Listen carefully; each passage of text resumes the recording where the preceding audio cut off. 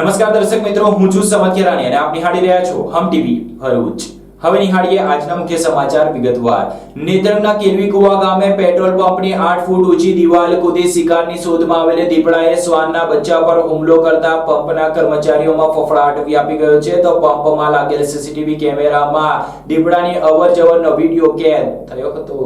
નેત્રંગના Mandvi road ઉપર આવેલ કેલવી કુવા ગામના પેટ્રોલ પંપની દિવાલ કૂદી દીપડાઓએ પ્રવેશ કર્યો હોવાના સીસીટીવી ફૂટેજ સામે આવ્યા છે। વાલિયા નેત્રંગ તાલુકામાં દીપડાઓ દેખાવાના અનેક વખત ઘટના સામે આવતી હોય છે, જ્યારે હવે જંગલો ઘટતા અને વસ્તીમાં વધારો થતા વન્યજીવો રહેણાંક વિસ્તારમાં પ્રવેશી રહ્યા છે। થોડા દિવસ પહેલા જ અંકલેશ્વરમાં પણ શેરડી કટિંગની સિઝન દરમિયાન છાસવારે, અંદાળા અને માંડવા જેવા વિસ્તારમાં દીપડા દેખાવાના બનાવ સામે આવતા હતા, ત્યારે નેત્રંગ માંડવી રોડ ઉપર કેલવી કુવા ગામના પેટ્રોલ પંપની 8 ફૂટ ઊંચી દિવાલ કૂદી દીપડો શિકારની શોધમાં અંદર પ્રવેશ કરતો હોવાનું ઘટના સીસીટીવી ફૂટેજમાં કેદ થઈ છે, જ્યાં પેટ્રોલ પંપમાં આરામ ફરમાવી રહેલા શ્વાનના બચ્ચા પર તરાપ મારી તેનો શિકાર કરવાની કોશિશ કરી હતી, પરંતુ મોકો મળતા શ્વાનનું બચ્ચું ભાગવામાં સફળ રહેતા બચી ગયું હતું। મધરાત્રે પેટ્રોલ પંપની 8 ફૂટની દિવાલ કૂદીને આવેલા દીપડાના સીસીટીવી વાયરલ થતા પંપના કર્મચારીઓમાં ભયનો માહોલ છવાયો છે।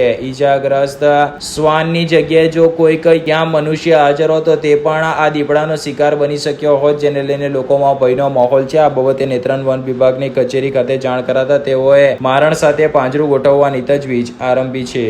અંકલેશ્વર જીઆઈડીસી પોલીસે સારંગપુરની મારુતિધામ 2 સોસાયટીમાં એક મકાનમાંથી દેશી તમંચો તથા એક જીવતા કારતૂસ સાથે એક પરપ્રાંતીય ઈસમની અટકાયત કરી 15,000 ઉપરાંતનો મુદ્દામાલ કબજે કર્યો હતો।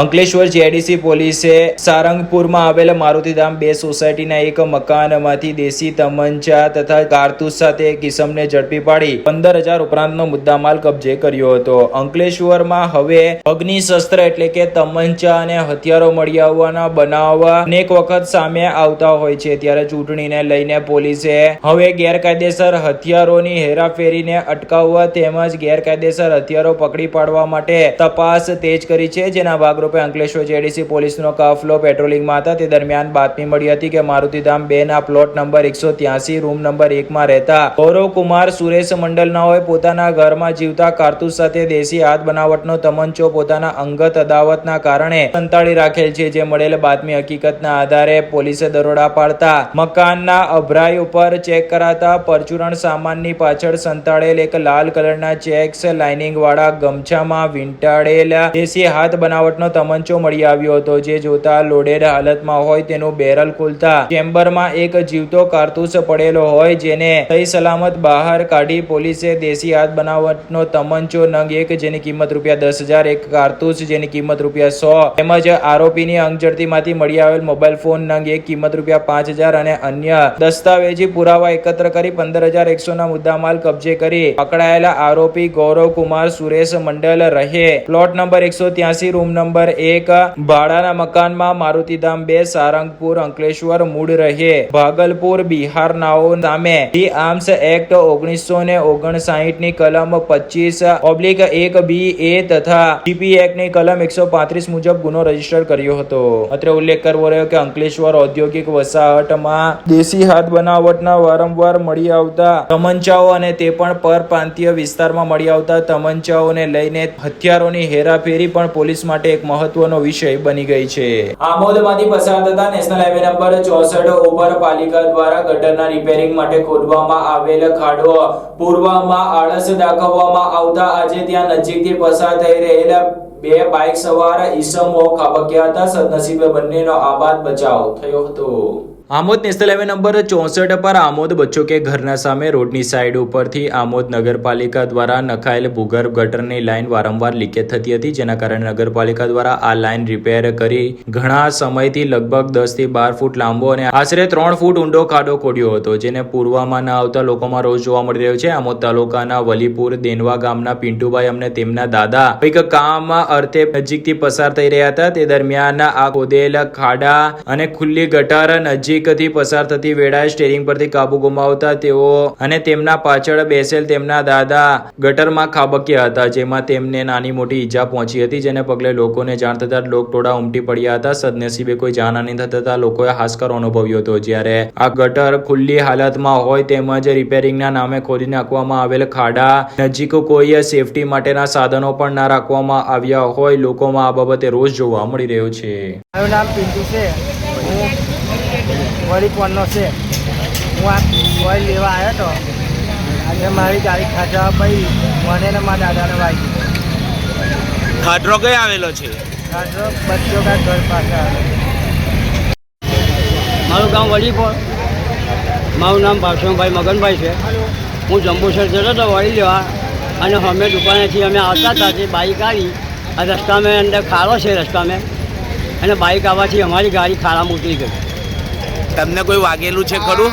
વાગ્યું છે, થોડુંક હાથમાં વાગ્યું છે અને છાતીમાં થોડુંક વાગેલું છે.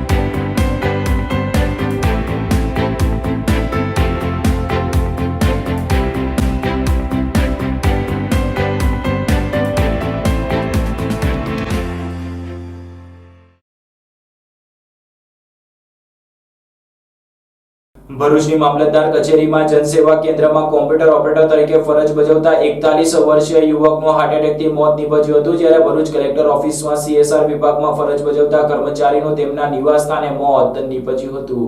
ભરૂચની મામલતદાર કચેરીમાં આવેલ જનસેવા કેન્દ્રમાં કોમ્પ્યુટર ઓપરેટર તરીકે ફરજ બજાવતા 41 વર્ષીય યુવકનું હૃદયરોગના હુમલાથી મોત નીપજ્યું હતું, જ્યારે ભરૂચ કલેક્ટર ઓફિસમાં CSR પ્રવૃત્તિઓની વિવિધ NGO અને કોર્પોરેટ ઉદ્યોગ ગૃહ સાથે સંકલન યુવાનનો પણ તેમના સ્થાને મોત નીપજ્યું હતું. બંનેના અચાનક મોતથી પરિવાર સહિત કચેરીમાં શોકનું મોજું ફરી વળ્યું છે. ભરૂચ જિલ્લામાં હાર્ટ એટેકથી મોત નીપજવાનો સિલસિલો યથાવત રહ્યો છે, ત્યારે ભરૂચ શહેરમાં મામલતદાર કચેરીમાં આવેલ જનસેવા કેન્દ્રમાં ફરજ બજાવતા 41 વર્ષીય વિજય સુરેશભાઈ રાણા કોમ્પ્યુટર ઓપરેટર તરીકે ફરજ બજાવતા હતા. આજે તે રાબેતા મુજબ પોતાના ફરજ પર આવ્યા હતા, ત્યારે બપોરના સમયે તેમને ગભરામણ થતા અચાનક ટેબલ પર ધરી પડ્યા હતા, જેથી તેમને સાથી કર્મચારીઓ તેમને તાત્કાલિક સારવારથી ભરૂચની હોસ્પિટલમાં ખસેડવામાં આવ્યા હતા, જ્યાં હાજર તબીબે તેમને મૃત જાહેર કર્યા હતા. આ અંગેની જાણ વિજયના પરિવાર તેમની પત્ની અને 2 પુત્રીને થતા તેઓમાં શોકનું મોજું ફરી વળ્યું હતું, જ્યારે 2 બહેનોનો માત્ર એક જ ભાઈની ચીર વિદાયથી માતા પિતા અને પરિવારજનો સહિત સહકર્મીઓમાં શોકનો માહોલ છવાઈ ગયો છે. જ્યારે બીજા બનાવમાં ભરૂચના કલેક્ટરની ઓફિસમાં CSR પ્રવૃત્તિનું વિવિધ NGO અને કોર્પોરેટ ઉદ્યોગ ગૃહ સાથે સંકલન કરતા યુવાન વિન્સેન્ટ જોનનું તેમના નિવાસ સ્થાને આણંદ ખાતે અચાનક આજે સવારે હૃદય રોગના હુમલામાં તત્કાળ નિધન થયું હતું, ત્યારે 3 દિવસની સરકારી રજાઓ માણી આજે અચાનક વિન્સેન્ટ જોનનું મોત નીપજતા પરિવારમાં શોકનો માહોલ છવાઈ ગયો હતો. ભરૂચ લોકસભા બેઠક આ વર્ષે રાજ્યભર સહિત ભારતભરમાં હોટ ચર્ચાના કેન્દ્ર પર રહી છે, ત્યારે ચૂંટણી તારે જ ઘેરૈયાઓ ગીત સંગીત સાથે આદિવાસી બોલીમાં ત્રિકમ મારી ગયે 3 વર્ષ થયા રે મનસુખ પણ રોડ ના બન્યો કહી ગીતના અંદાજમાં વિકાસની વરવી વાસ્તવિકતાને છતી કરતો વિડીયો બનાવીને મૂકતા જ સોશિયલ મીડિયા ઉપર વાયરલ થઈ રહ્યો છે. ભરૂચ લોકસભાની ચૂંટણી ભાજપ અને આપના આદિવાસી ઉમેદવારો વચ્ચે આદિવાસી પ્રજામાં જ અનોખી બની રહી હોય તેમ રોજ વાયરલ થતા વિડીયો પરથી લાગી રહ્યું છે. ભરૂચ લોકસભાની ચૂંટણી આમ તો ગુજરાત નહીં પરંતુ ભારતભરમાં હોટ ચર્ચાના સ્થાન પર રહી છે. તેવામાં જ બંને ઉમેદવાર આદિવાસી સમાજના હોય આ બેઠક વધુ રસપ્રદ બની છે. તેવામાં હાલમાં જ હોળી ધૂળેટીનો પર્વ ગયું છે. આદિવાસીઓમાં દિવાળી કરતા પણ હોળી પર્વનો વિશેષ મહત્વ રહેલ છે. ત્યારે હોળી ધૂળેટીના પર્વ પર ઘેરૈયા બનેલા આદિવાસીઓ આદિવાસી બોલીમાં ગાયેલું ગીત ખૂબ જ વાયરલ થવા સાથે લોકસભા ચૂંટણી વચ્ચે લોકોને અનોખું મનોરંજન પણ પીરસી રહ્યા છે. ગામ છે નેત્રંગ તાલુકાના કોલીવાડા, જ્યાં ભાજપના 6 ટર્મના સાંસદ અને 7મી વખત ભાજપના ઉમેદવાર 3 વર્ષ પહેલા ત્રિકમ મારી એક રસ્તાનું ખાતમુહૂર્ત કરી ગયા હતા. જોકે તે બાદ રસ્તો જ નહીં બનતા ઘેરૈયા આદિવાસીઓએ હાથમાં ગુજરી વગાડી મનસુખભાઈ વસાવાને જબરે યાદ કરતે યે વેલા આવાજ રે ગીત ગાઈ સાદ આપ્યો છે. વાયરલ થઈ રહેલ આદિવાસી ઘેરૈયા મનસુખ વસાવાના ત્રિકમ મારી રે ગયા 3 વર વીતી જ્યા રોડ ના બન્યા રે મનસુખ ગાય જબરે યાદ કરતે યે વાલા વાલા અવાજ રે નું કહેણ કહી વિકાસની વરવી વાસ્તવિકતાને છતી કરતો નજરે પડી રહ્યો છે.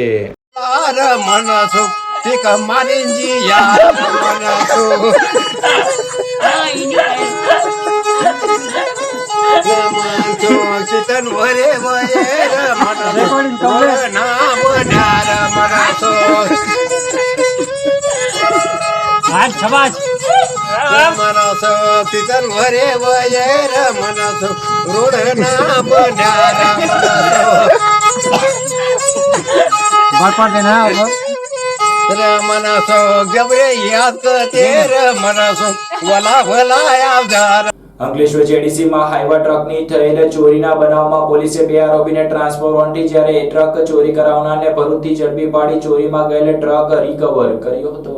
અંકલેશ્વર જેડીસી થી ડમ્પર ચોરીને ભાગી રહેલા 2 તસ્કરોને નેત્રંગ પોલીસે ઝડપી પાડતા અંકલેશ્વર પોલીસે ટ્રાન્સફર વોરંટી 2 આરોપીનો કબજો મેળવી તેમજ ટ્રક ચોરીના ગુનામાં સંડોવાયેલા અન્ય 1 આરોપીને ભરૂચ ખાતેથી ઝડપી પાડી ટ્રક ચોરીના ગુનામાં 4 પૈકી 3 આરોપીને ઝડપી પાડ્યા છે. અંકલેશ્વર જેડીસી ખાતે ટ્રાન્સપોર્ટનો વ્યવસાય કરતા હરિસિદ્ધિ પટેલે ડમ્પર ચાલક શૈલેષ વસાવાને ડમ્પર ચલાવવા માટે આપ્યું હતું, જે હોળી ધૂળેટીની રજા હોવાથી નિત્યક્રમ મુજબ મેઘમણી ચોકડી પર ડમ્પરને પાર્ક કરીને ઘરે ગયો હતો. દરમિયાન રાત્રિના ચોરોએ પાર્કિંગના સ્થળેથી ડમ્પર ચોરી કરીને ભાગવા લાગ્યા હતા. ડમ્પરમાં જીપીએસ ટ્રેકર હોવાથી માલિકને જાણ થતા તેણે મિત્ર સાથે ડમ્પરનો પીછો શરૂ કર્યો હતો. દરમિયાન પોલીસે નેત્રંગ નજીકથી ડમ્પર લઈને જઈ રહેલા 2 યુવાનોને ઝડપી લીધા હતા. બનાવને પગલે ડમ્પરના માલિકે પણ પોલીસ સ્ટેશને પહોંચી ગયા હતા. અંકલેશ્વર જેડીસીમાં રહેતા રાહુલ સિંઘ અને ઝફરુલ હસન કુરેશીએ ડમ્પરની ચોરી કરી હોવાની વિગતો સપાટી પર આવી હતી. પોલીસે બંને આરોપીને ઝડપી પાડી તેમની સામે ગુનો નોંધી તેઓ અન્ય કોઈ ગુનામાં સંડોવાયેલ છે કે કેમ તેની તપાસ હાથ ધરી હતી. દરમિયાન આ ટ્રક અંકલેશ્વર જેડીસીમાંથી ચોરાયેલ હોય જે બાબતે અંકલેશ્વર જેડીસી પોલીસને પણ જાણ કરાઈ હતી. પોલીસે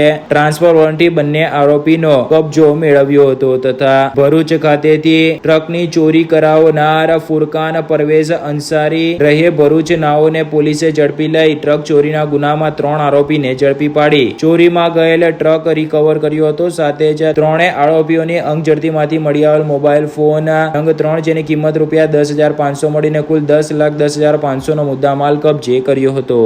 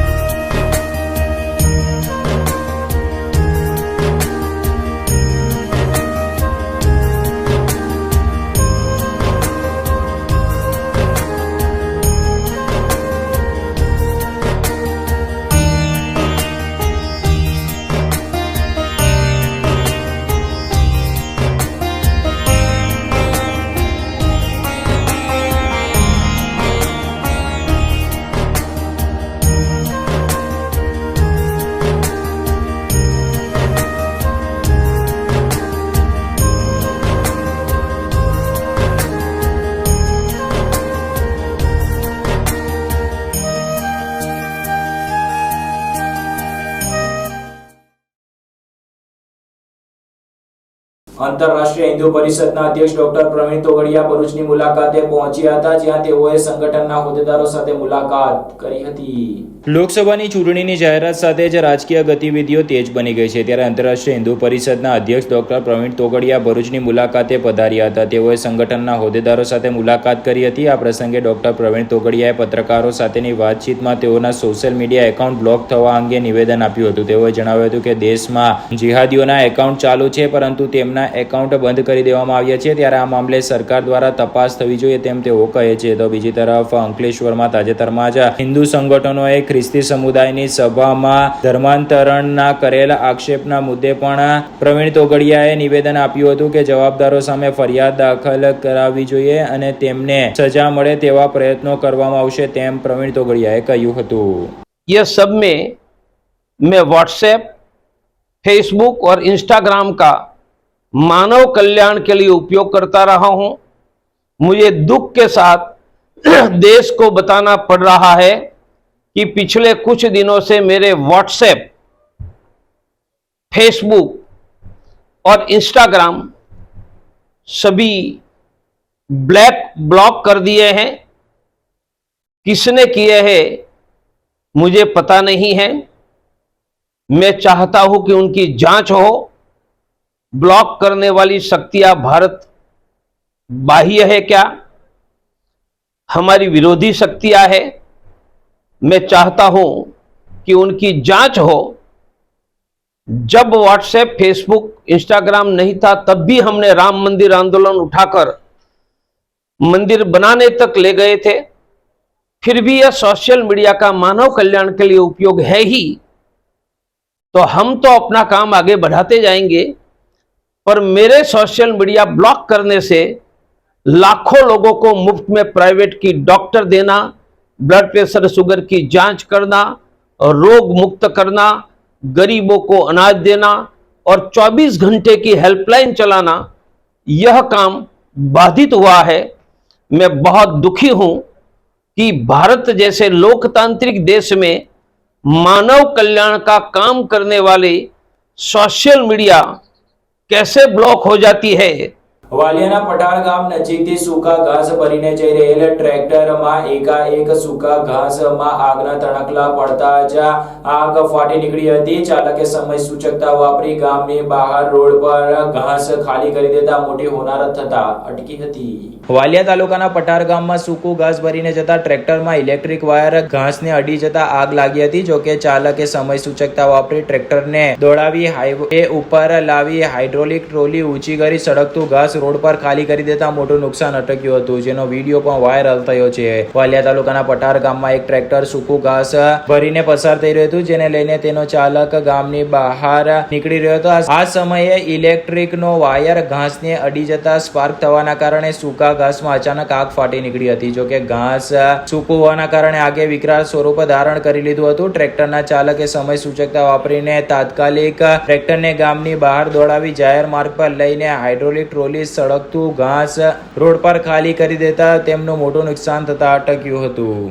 અંકલેશ્વરની શ્રીમતી જયાબેન મોદી હોસ્પિટલ અને ઝઘડિયાની ગુલબ્રાન્ડ્સ એન્ડ ટેકનોલોજી લિમિટેડ દ્વારા ₹45 લાખનું અનુદાન આપવામાં આવ્યું હતું. ઝઘડિયાની Gulbrands and technology India private limited company દ્વારા અંકલેશ્વરની જયાબેન મોદી હોસ્પિટલને ₹45 લાખ રૂપિયાનું અનુદાન આપવામાં આવ્યું હતું. ઝઘડિયા સ્થિત ગુલબ્રાન્ડ્સ એન્ડ ટેકનોલોજી ઇન્ડિયા પ્રાઇવેટ લિમિટેડના CSRના ભાગરૂપે અંકલેશ્વરની જયાબેન મોદી હોસ્પિટલને પેથોલોજી લેબના વિકસાવવા ₹45 લાખનું અનુદાન આપવામાં આવ્યું હતું. અંકલેશ્વર ઇન્ડસ્ટ્રીયલ ડેવલપમેન્ટ સોસાયટી સંચાલિત જયાબેન મોદી હોસ્પિટલ 1983 થી મેડિકલ ક્ષેત્રે સેવા આપી રહી છે. 2022માં જેબી મોદી કેર સેન્ટર પણ શરૂ કરવામાં આવ્યું હતું, જેમાં તાજેતરમાં 3000 દર્દીઓની સારવાર પૂર્ણ કરવામાં આવી છે. સ્થાનિક દર્દીઓ અને વિવિધ કંપનીઓના કર્મચારીઓનો ઊંડાણમાં હેલ્થ ચેકઅપ પણ કરવામાં આવતું હોય છે, જેના લીધે તેમની હેલ્થનું સ્ટેટસ કેવું છે તે જાણી શકાય અને તકલીફ હોય તો યોગ્ય સારવાર દ્વારા સુધારો વધારો કરી શકાય. આ વાતને ધ્યાનમાં રાખતા હોસ્પિટલમાં પેથોલોજી લેબ વિકસાવવા તેમજ દર્દીઓને વધુ સારી સારવાર મળે તે માટે પેથોલોજી લેબ માટે સેવા ભાવી રૂપે આ અનુદાન કરવામાં આવ્યું છે. ગુલબ્રાન્સન ટેકનોલોજી ઇન્ડિયા પ્રાઇવેટ લિમિટેડ તરફથી સંજયસિંહ ગ્લોબલ ડાયરેક્ટર ઓપરેશન અને સપ્લાય ચેન તેમજ ઋષિ પ્રજાપતિ CSR હેડ અને ટીના ઉઘરા HR હેડ ઉપસ્થિત રહ્યા હતા. AIDS ના જનરલ મેનેજર ડોક્ટર નિનાંદ ઝાલા તેમજ હોસ્પિટલના medical superintendent doctor Atmi Deliwala તરફથી ગુલબ્રાન્સન ટેકનोलॉजी इंडिया प्राइवेट लिमिटेड નો આભાર વ્યક્ત કર્યો હતો. तो आज हमारे लिए बहुत महत्व का दिन है. हम जयाबाई मोदी हॉस्पिटल से जुड़ने जा रहे हैं. गुलब्रांसन टेक्नोलॉजी एक US बेस्ड MNC है. हमारा प्लांट झगड़िया में है. हम बहुत CSR एक्टिविटी करते हैं, जैसे संजय ने बताया, हेल्थ सेक्टर में, एजुकेशन सेक्टर में और रोड सेफ्टी में भी. और एजुकेशन सेक्टर में अभी लास्ट मंथ ही हमने गर्ल्स के लिए एक सेमिनार रखा था जिसमें हाइजीन फैक्टर को कवर किया था. हेल्थ में अभी हम ऑलरेडी जयाबाई मोदी जी हॉस्पिटल के साथ जो जुड़ने जा रहे हैं उसके लिए मैं आप लोगों को बहुत बहुत बधाइयाँ दूंगी. एंड लेट्स होप कि ये प्रोजेक्ट सक्सेसफुल हो और हम और किस वे में कंट्रीब्यूट कर सके समाज के लिए, हम आगे विचार करेंगे. धन्यवाद.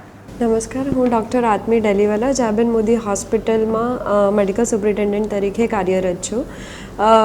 આજ રોજ ગુલબ્રાન્સન કંપનીની CSR એક્ટિવિટી દ્વારા જયાબેન મોદી હોસ્પિટલને પેથોલોજી લેબ માટે 45 લાખનું ડોનેશન આપવામાં આવ્યું છે.